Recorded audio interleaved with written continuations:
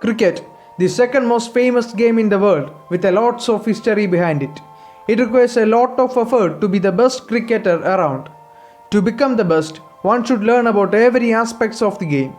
Knowledge about these aspects will make an ordinary player to an extraordinary one. So friends, welcome back to our channel Everything About Cricket. Today, we are going to discuss about cricket ground and cricket pitch.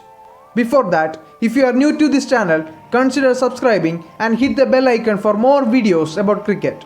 And also, please like this video in order to encourage us to produce more content.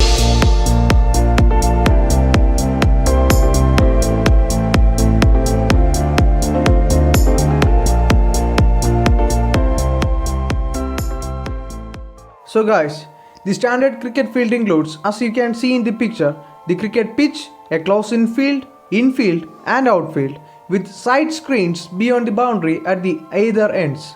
The bowler runs in past one side of the wicket at the bowler's end, either over the wicket or around the wicket. A cricket ground or field is a large grassy field on which the game of cricket is played. Although generally oval in shape, there is a wide variety within this. Some are almost perfect circles, some elongated ovals, and some entirely irregular shapes with little or no symmetry. Cricket is unusual among major sports in that there is no official rule for a fixed shape ground for professional games. On most grounds, a rope separates a perimeter of the field and is known as the boundary. The ICC standard playing conditions define the minimum and maximum size of the playing surface for international matches. Law states that the aim shall be to maximize the size of the playing area at each venue.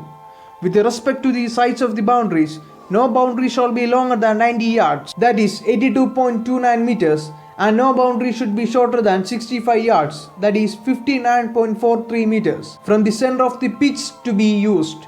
In addition, the conditions require a minimum 3-yard gap between the rope and the surrounding fencing or advertising boards.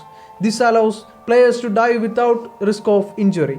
A typical test match stadium would be larger than these defined minimums, with over 20,000 square yards of grass and having a straight boundary of about 80 meters. For limited overs cricket matches, there are two additional field markings. A painted oval is made by drawing a semicircle of 30 yards radius from the center of each wicket. This divides the field into an infield and outfield. Two circles of radius 15 yards, centered at middle stump guard on the popping crease and often marked by dots. It is a portion marked in the red. The infield, outfield and the close infield are used to enforce fielding restrictions. So guys, this is about cricket grounds. Now let's have a look at the cricket pitch. In the game of cricket, the cricket pitch consists of the central stripe of the cricket field between the wickets. A wicket consists of 3 stumps that are placed into the ground and topped with 2 bails. The rectangular central area of the cricket field where the space for pitch is available is known as square. The pitch is 22 yards long, that is 20.1 meter, and 10 feet wide, that is 3.05 meter. The surface is flat and normally covered with extremely short grass, as almost all deliveries bowled will bounce off the pitch towards the batsman other than the full toss delivery. The state and type of a cricket pitch can significantly affect the outcome of a match. The state of the pitch is so important to the outcome of a cricket match that teams can be fined or docked points if they produce a poor pitch that is deemed unfit for normal play, or seen to be a danger to batsmen by the ball behaving erratically when pitching on it. In amateur matches in some parts of the world, artificial pitches are sometimes used. This can be a slab of concrete overlaid with a coir mat or an artificial turf. Artificial pitches are rare in professional cricket. Now let's get into some of the details about the maintenance and protection of the cricket pitch you should know as a cricketer or as a cricket lover. There is a protected area or danger area is the central portion of the pitch. It is within a rectangle running down the middle of the pitch, 2 feet wide and beginning 5 feet from each popping crease. Under the laws of cricket, a bowler must avoid running on this area during his follow-through after delivering the ball. The pitch is protected to preserve fairness in the game. The ball normally bounces on the pitch within this region, and if it is scuffed or damaged by the bowler's footmarks, it can give an unfair advantage to the bowling side. These areas can be exploited by the bowlers to change the outcome of the match.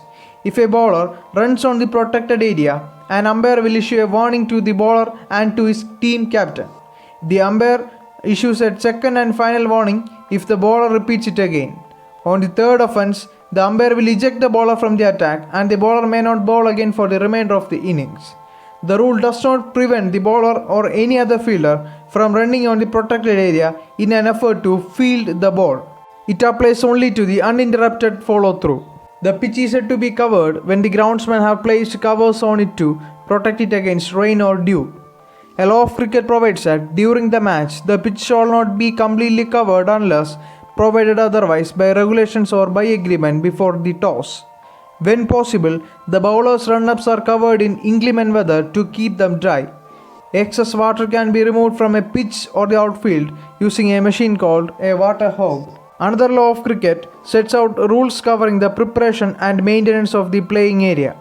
Under this comes the rolling of the pitch, sweeping, mowing and footholds and foothold. During the match, the captain of the batting side may request the rolling of the pitch for a period of not more than 7 minutes before the start of each innings and before the start of each subsequent day's play.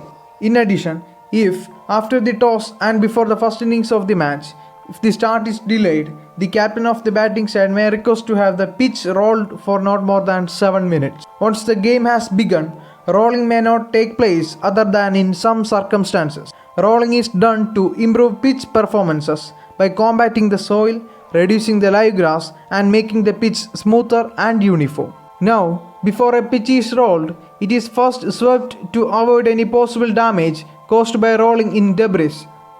The pitch is also cleared of any debris at all intervals for meals, between innings and at the beginning of each day. Groundsmen mow the pitch on each day of a match on which play is expected to take place. Once a game has begun, mowing takes place under the supervision of the umpires. This is done to maintain the grass height level to a limit. The umpires are required to make sure that bowlers and batsmen's footholds are cleaned out and dried whenever necessary to facilitate play.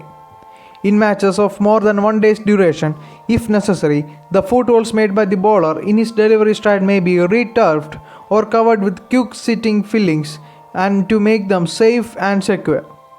Players may also secure their footholds using sawdust provided that the pitch is not damaged. Now the rules do not allow players to practice bowling or batting on the pitch or on the area parallel and immediately adjacent to the pitch at any time on any day of the match. So friends, these are the basics of the cricket ground and a cricket pitch. In the next video, we will talk about the different types of cricket pitches and how a pitch is divided according to a player's perspective. Till next time, be safe. Thank you.